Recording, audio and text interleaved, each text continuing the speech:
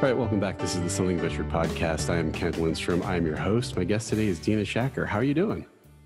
Hey, Kent. I'm doing well. Happy to be here. This is great. I so appreciate you doing this. Deena is a partner at Lux Capital. They manage more than $2 billion and invest in pretty cutting-edge technologies. Before that, she was at Google and GV. That's the Google Venture, I'll call it an arm.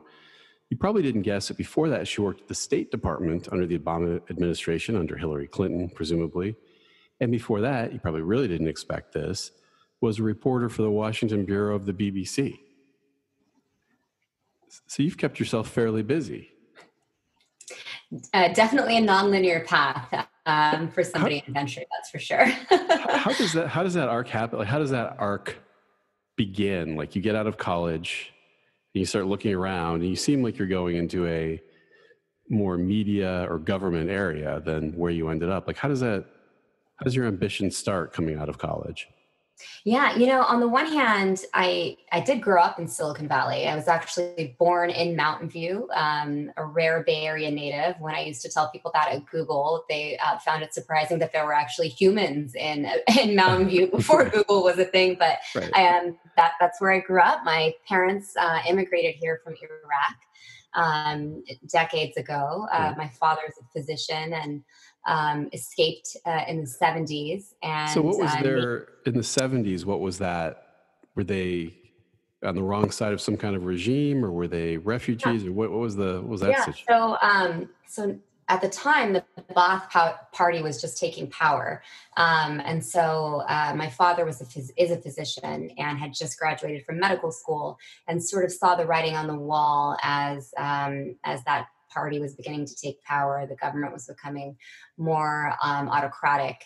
Of course, if you kind of fast forward history, indeed, that is what the next several decades look like. So he did flee, found his way initially to Lebanon, and then made his way to New York, which is where his only sibling at the time was, and started his residency there at Columbia, and finished off at Stanford because he came here for a conference and fell in love with the Bay Area. And so that's how he ended up here.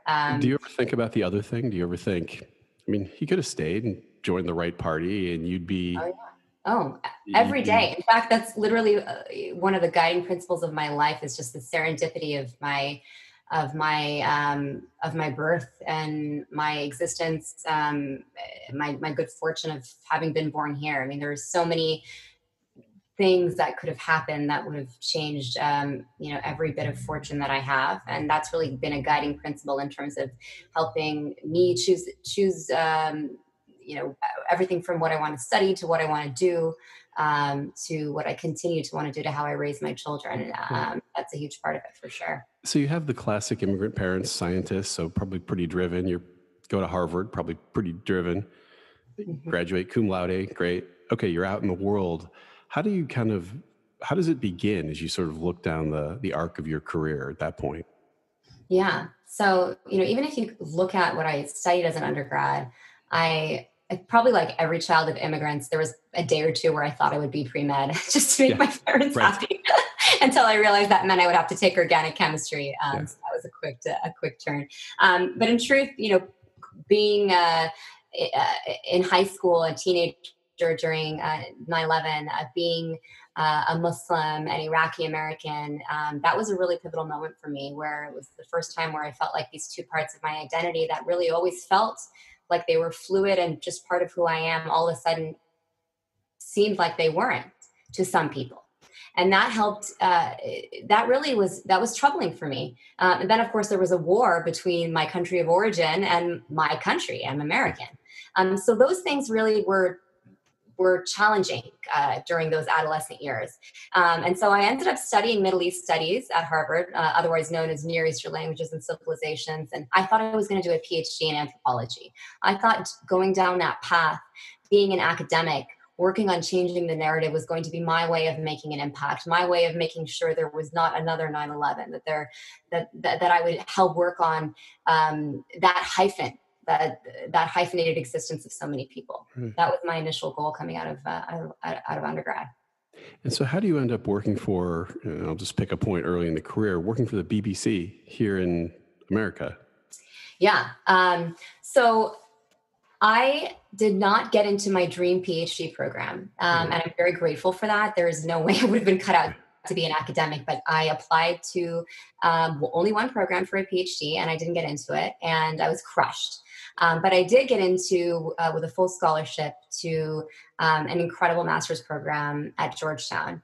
And so I ended up in DC straight out of Harvard. This was 2008, just a few months before the financial collapse and Lehman Brothers, which was interesting, by the way. Ben Bernanke was my class day speaker. He spoke just a few minutes after I did because I was also our class day speaker. So I remember actually I turned around.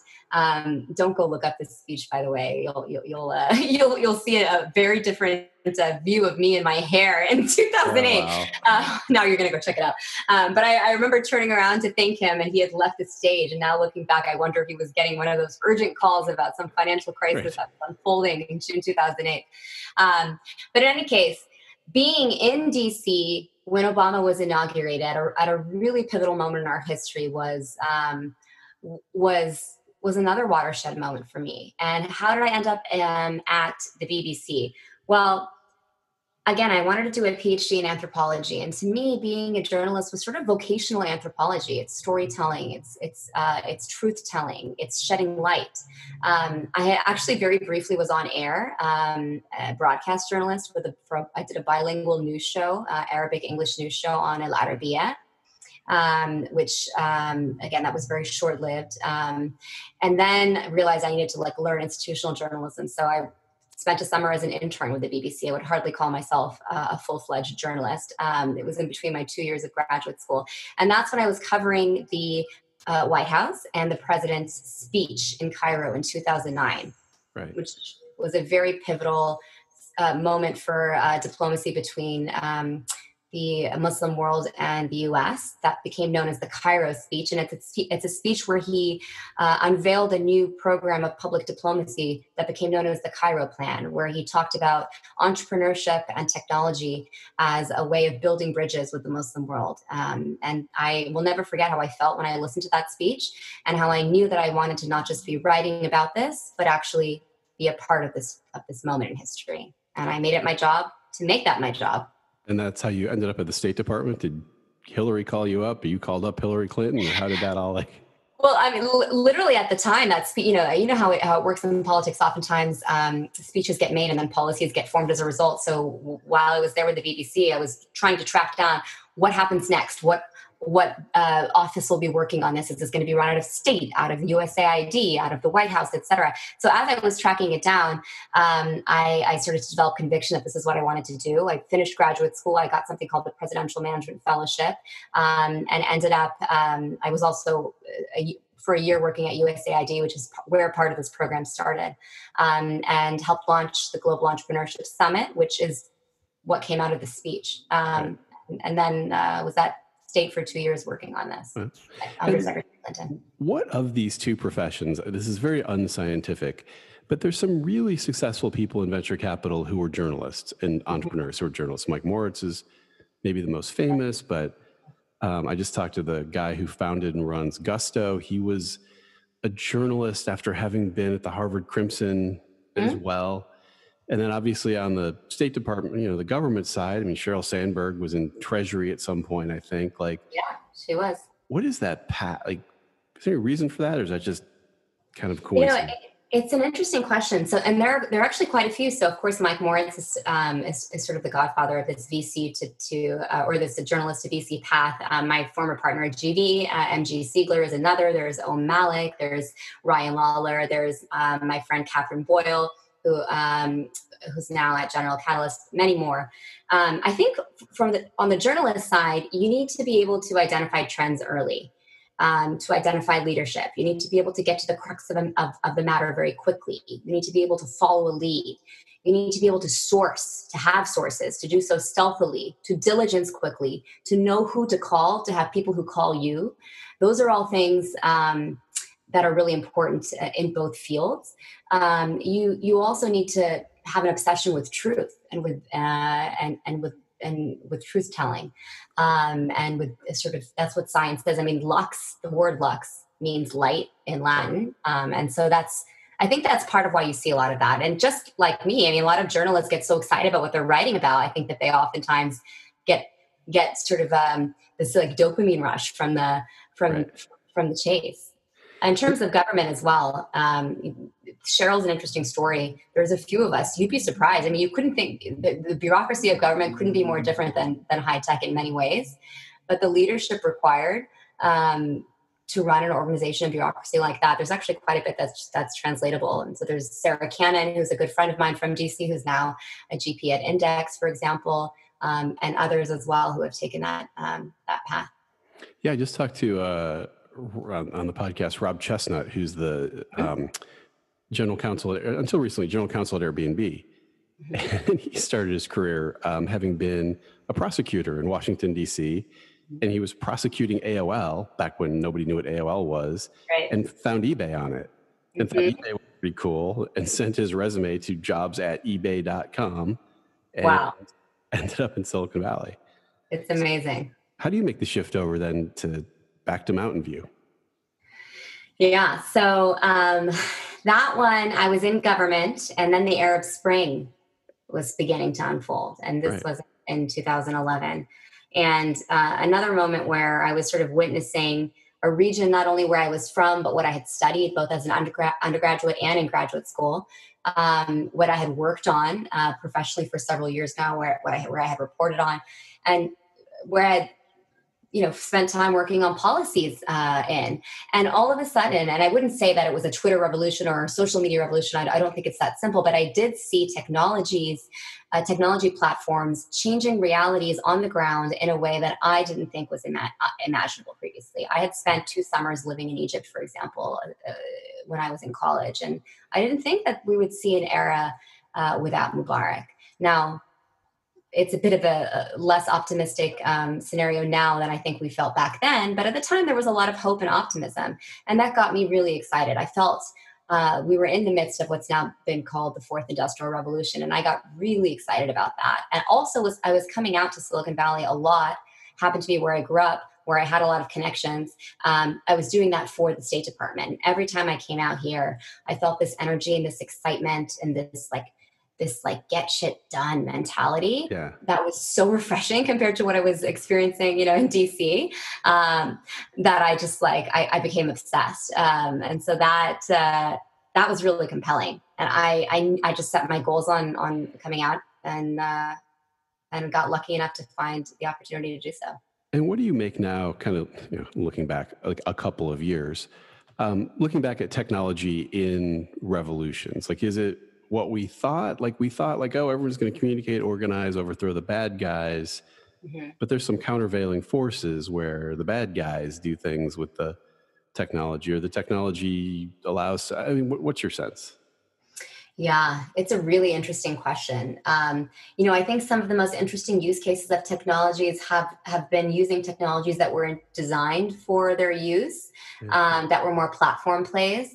There's a lot that's been written around the ethics of defense tech, and I think that's a whole nother question. But when it comes to software specifically, again, the democratizing piece of it is what gets me really excited. I get really excited about technology that streamlines really analog industries, that allows people to do things more quickly, and whether that means grassroots organizing or whether it means accounting, right? To set up their business, et cetera. And so I think it can be problematic when you try to design something or architect something in such a way to instrument and a revolution or something like that. The examples I've seen of that have been really ineffective. Right. And I think what's been more effective are these grassroots, more platform plays, that we've seen. Well, if you look at something like Zoom's not an educational tool, right? Except that it is, when everyone starts using it for that and co-opting it. So you end up at Google, that kind of makes sense with your background, but how do you go from being on the sort of operating side of Google to saying, I'm going to invest in other entrepreneurs and other people's ideas? Yeah, it's a great question. So, the transition to Google, I was actually exploring a few opportunities at the time, including some early stage companies. Decided on Google because at the time I had a really cool opportunity working at the intersection of impact and technology. Google.org back then was focused on creating product for social impact. Now it's more focused on grants. But back then I got to work on the civic innovation team. So I was launching a lot of Google's elections efforts, helped build the civic information API, which has powered most of the both the US and global elections efforts. So it was a really good kind of intersection of my past life with what I wanted to do, and a great way for me to learn product. And then I sort of stumbled upon healthcare at Google and became obsessed with how broken of an industry it was, obsessed with the potential of technology to fix it. I mean, this is like 2013, 2014, and helped to build Google's first HIPAA compliant product. Now Google has done much more in healthcare. At the time, it had a bit of a tarnished history with health, which I learned the painful way. And then I really quickly realized that big tech was not necessarily going to be solving some of these intractable problems. I was coming across small teams, individual entrepreneurs, bootstrapped in some cases, that were doing things far more effectively than the teams of hundreds of engineers that I was working with at Google.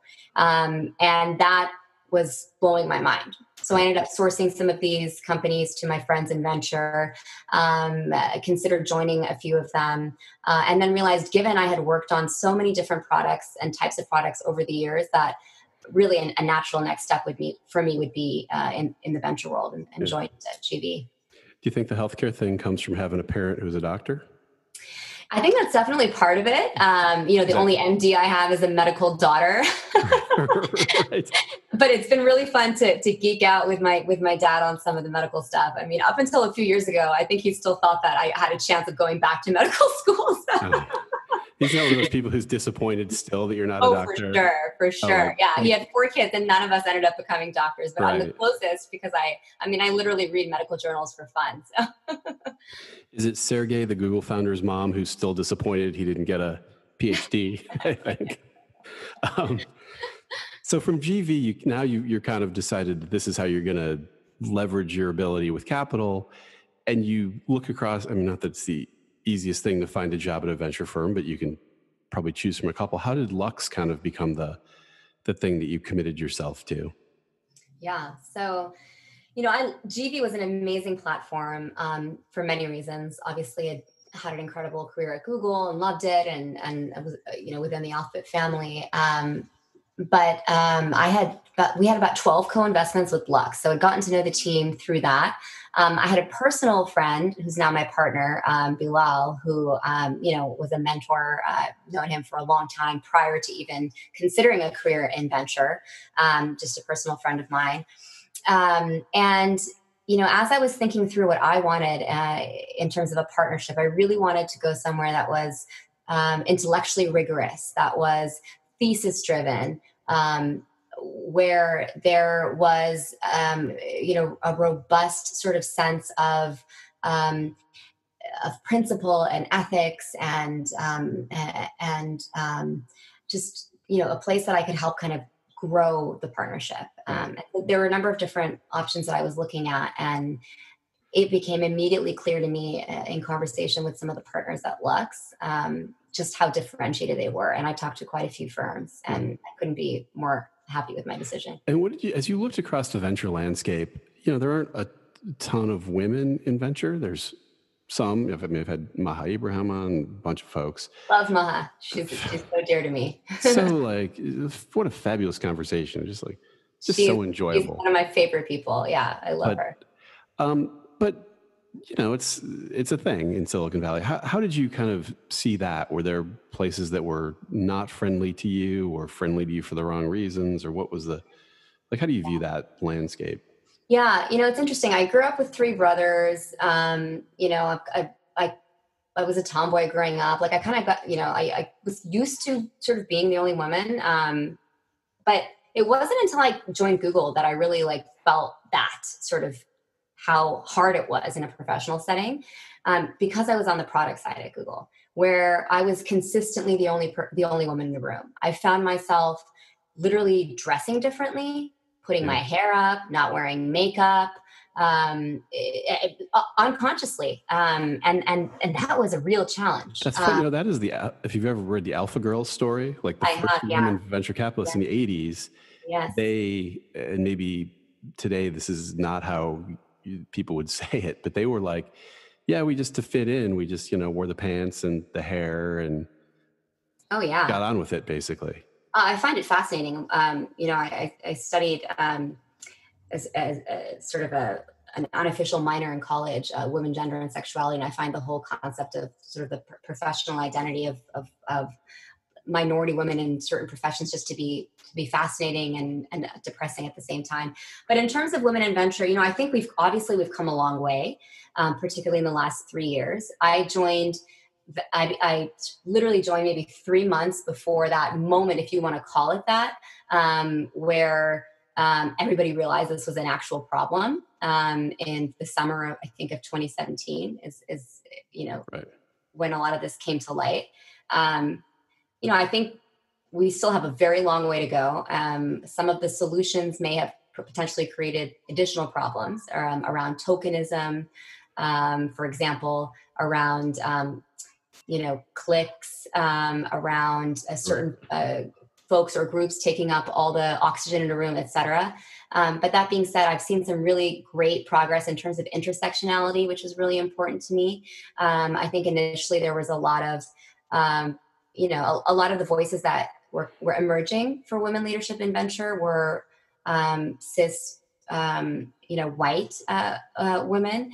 And that, at least, we were having women leaders, but that was still problematic, and there wasn't a space for others. And that's changing.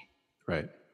What do you make of, and just diverging here for a second, of women in Silicon Valley with, I don't know, but like the exceptions where you're like, there's not that many women leaders, except for the woman running Facebook and the woman running YouTube.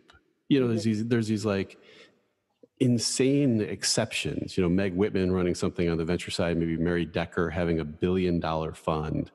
Mm-hmm. How can that be? It just seems so odd that there'd be a few that are so wildly successful.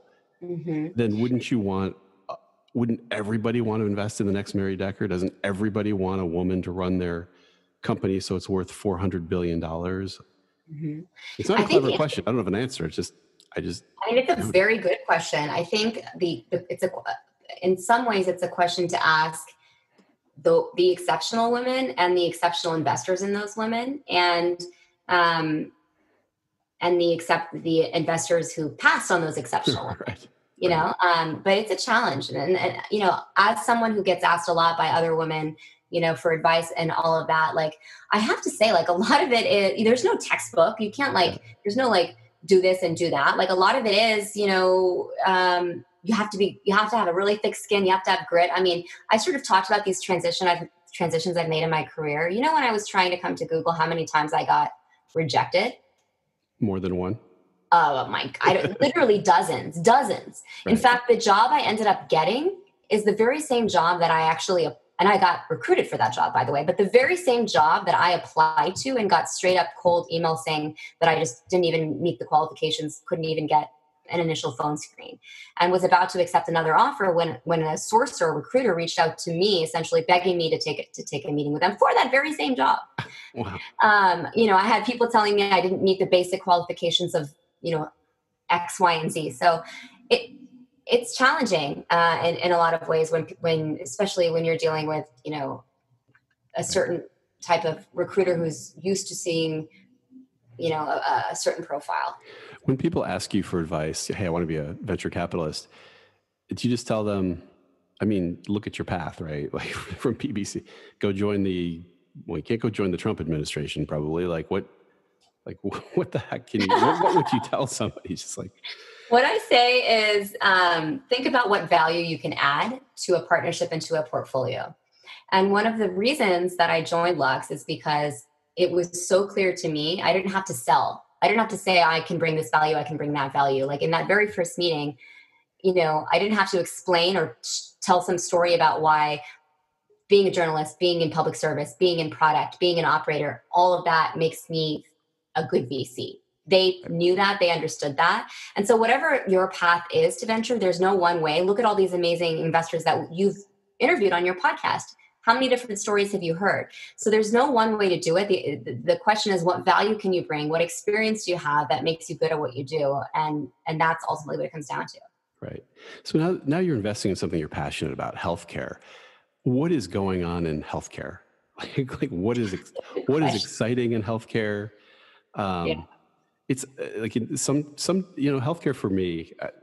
I briefly worked in healthcare finance at Deloitte, and it was so complicated and so crazy. I was like, I could never work in that industry. And it's such an odd thing where the parts of healthcare, you go into a hospital and there's some surgery and you're just like, you can't believe how incredible it is.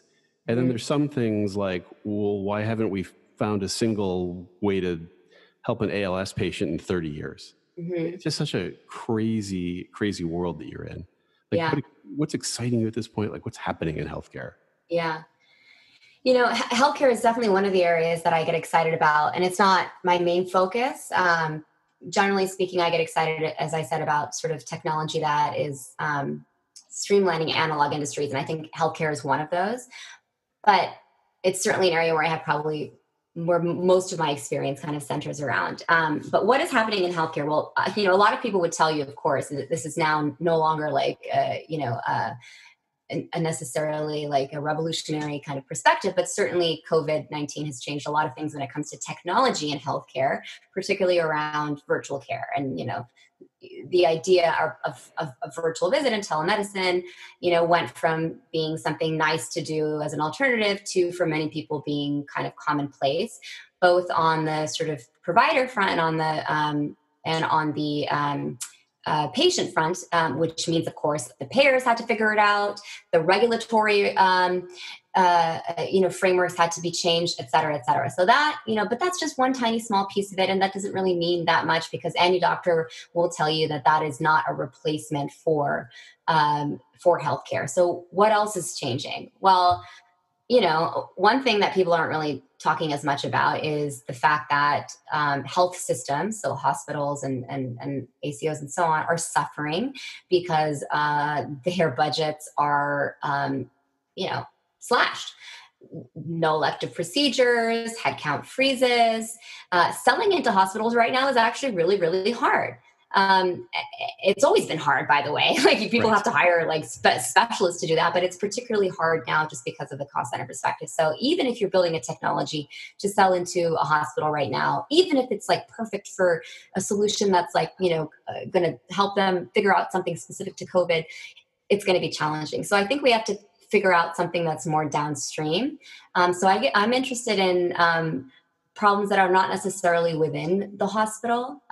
For example, aging in place is one area that I'm spending a lot of time thinking about, particularly, given the way a lot of people are thinking about nursing homes and SNFs right now, with how COVID has just blazed through them in a just incredibly depressing way. So as, baby boomers are sort of continuing to age, and as we think about taking care of our own parents, and they are becoming a more digitally native population, what can we do in terms of both hardware and software on that side? And on the opposite end of the age spectrum, fertility is another area where I think it's just, from a user experience perspective, absolute crap.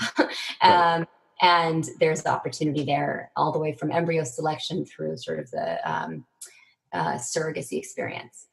And where do the entrepreneurs come? The classic joke in Silicon Valley is like, someone will invent the 1,000th music discovery tool because it's a 25-year-old guy before they do the first diabetes program management tool.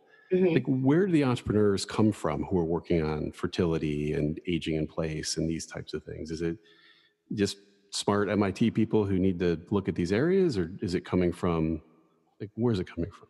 One of the reasons I love this field is because there's almost always a personal connection here. Like a lot of the fertility companies, there is somebody has gone through it, their family has gone through it. They've realized, how like incredibly painful it is, literally and figuratively, et cetera. Same with aging in place, dementia. I've seen some solutions around that as well. There's a relative that's gone through it, et cetera. So that's oftentimes what impels the passion around it, which can be very powerful. Yeah.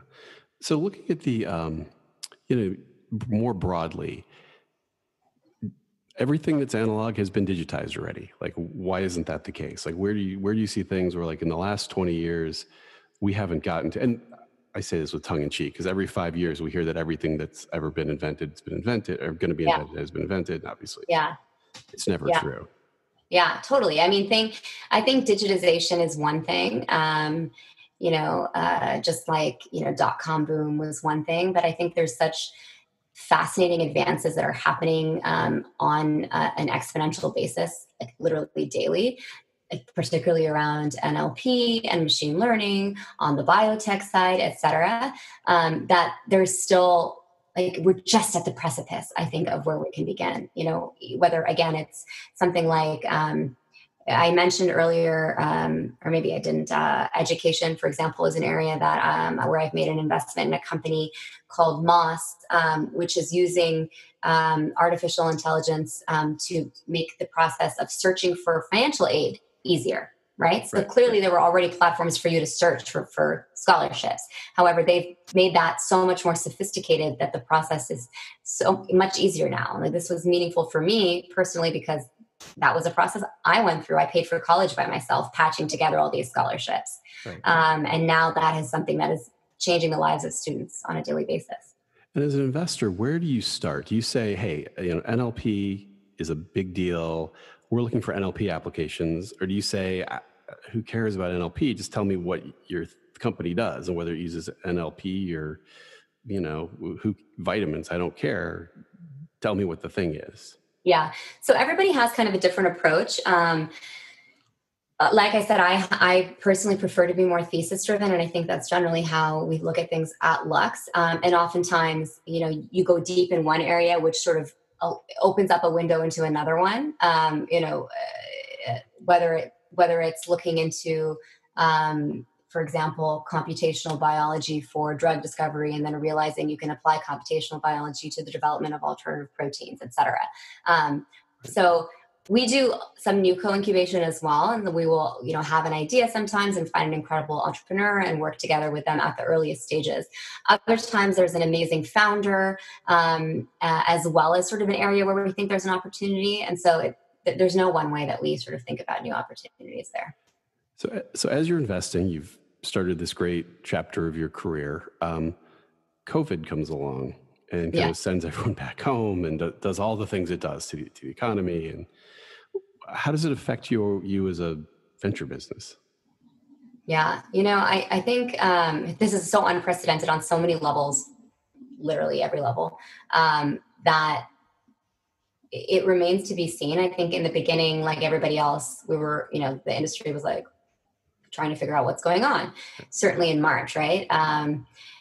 For me in particular, because I was looking at so much virtual care and telehealth, it was like actually super busy, because I think a lot of these companies were like scrambling to take advantage. I don't want to use those terms, but there was some tailwind. So I was seeing a lot of those. But now, I'm sure you're seeing this, like it's not slowing down across really all the industries. It's quite busy, even though it's summertime and it's COVID, very busy time. We're not really seeing it super affected. I think we're all getting used to this new normal. Certainly in a very weird way, more than you did in January. Like, that there's going to be a pandemic. It's already happened.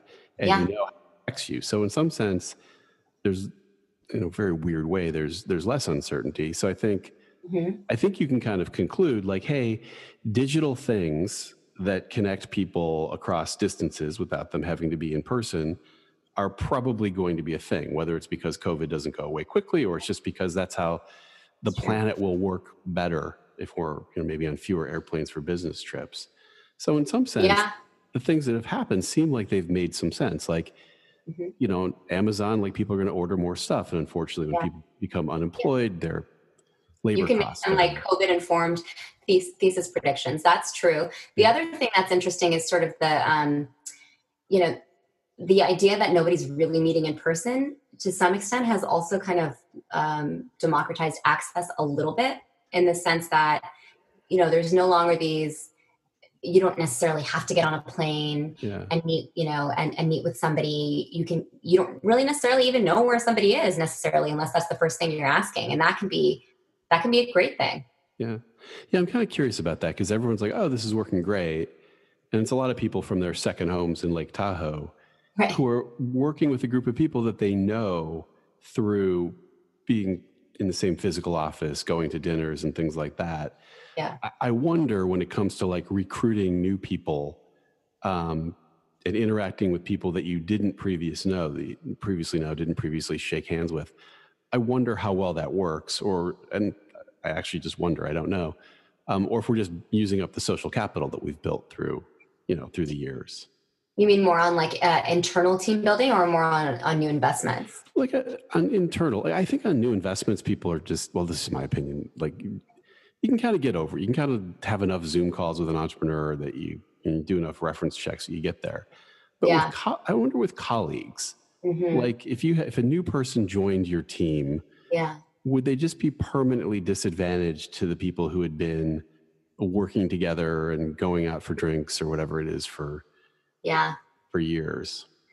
It's a good question. Our team has always been bi-coastal, which is an interesting phenomenon. So, Lux started off in New York City, and 10 years ago ish, we opened up our Bay Area location. And so for me, I joined almost exactly a year ago, and I've always sort of not had that physical proximity with at least half the team. And so I've always had to sort of take that, I'll see them once a quarter or twice a quarter, but there's always been that difference in terms of that.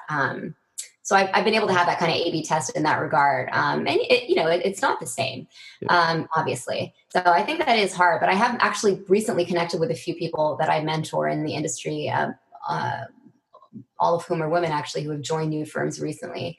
I don't think they have anything to compare it to, but it Right. seems that it seems to be going okay. I think probably because there are no interactions with anybody else, that like Right. I think people are all going to feel a little weirded out when we start actually seeing people again and having to put on real clothes. And That is really true. And it is kind of funny too, because one of the things that you get in this business is like, oh, he or she's traveling. I'll talk to you when I get back, which has right, always been weird because they're not right, traveling somewhere that doesn't have the internet. But putting that totally, aside, but yeah. now all of a sudden that What's is, your excuse? yeah. And so generally it just seems like calls that used to take weeks to schedule happen in days.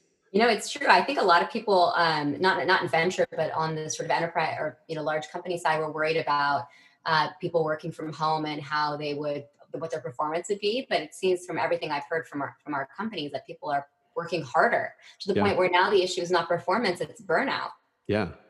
Yeah. I've heard some interesting, I talked to a guy who runs a big investment banking operation in New York City, and their concerns were more that their younger employees are just stuck in different situations. So this guy was in the Hamptons with his kids, and it was, whatever that's like, but probably not Yeah, horrible in July. right. And he's like, look, we have these young associates who haven't built networks necessarily, and they're in apartments in New York with two roommates. Hmm. So their focus was on how do we get them back into the office. Hmm. And by the way, they don't have an answer. Like the elevators seem to be a problem. And Yeah, there was just an article that I came across yesterday, actually, that was doing some sort of survey of I think investment banks, or maybe it was New York-based companies, that I did identify younger employees as the key of folks who want to get back. I would have assumed it's parents, just right. based on my own Yeah. situation, but indeed it was maybe some are parents, but Yeah. as you said, mostly those younger employees who want to get back. Yeah, New York is going to be a tough one. I don't know how they're going to deal with elevators. Although I did see a self-sanitizing button technology company the other day. It's not just taking out a pen and poking it. No, Um, it's using UV. yeah. Old technology. Well, I'll kind of finish with this a little bit. Your experience having kids and sort of, it seems like people are sort of taking things into their own hands, like in the sense of Yeah. whether it's restaurants figuring out how to put a table outdoors or parents going, okay, I guess I'm going to have to, never in a million years did I think this, but I'm going to have to figure out how to educate and socialize my kids next year. Because Yep. it doesn't seem like the state has it figured out. Yes. How Have do you you been think that's following going to, this fascinating phenomenon? yeah. It is so crazy. I've actually always been, ever since becoming a mother and a parent, I've been just truly fascinated by parent groups.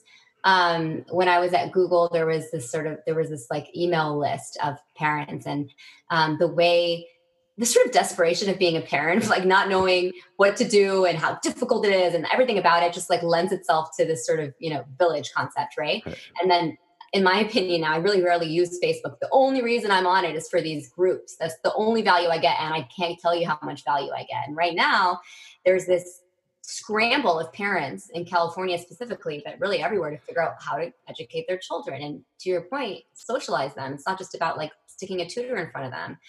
It's devastating to so many parents who don't have these options or resources from an equity perspective, right? But Right. yeah, I think it's, I'm not surprised so many journalists have picked up on this. I was part of those very earliest conversations. In fact, I was thinking about this even before the governor's call to go fully virtual. But it's one of the many examples, I think, of sort of everyday citizens trying to hack a solution together and in sort of a vacuum of leadership Yeah. in these unprecedented times here. And what do you think, or what are you seeing as like the solution for, because I think a lot of people are kind of deferring doing anything about it until the governor of California's Gavin Newsom Mhm. said, hey, the school's going to be virtual. Mhm. Well, from that minute, that's when people said, okay, I either got to be okay with that or I got to figure out a way to do something with my kids. What solutions are you seeing people kind of Yeah. come up with other than just being resigned to? So I've seen 5 or 6 companies in the last few days alone that have spun up to do, it's a marketplace, right? So they've spun up to find either accredited teachers or basically sort of nanny plus kind of caretakers who can either manage the distance learning of children, basically with 2 working parents who's going to sit there and make sure that they can get through the Zooms and so on, or completely design a curriculum for students that can also match them potentially with other students in a pod. So they get the socialization aspect.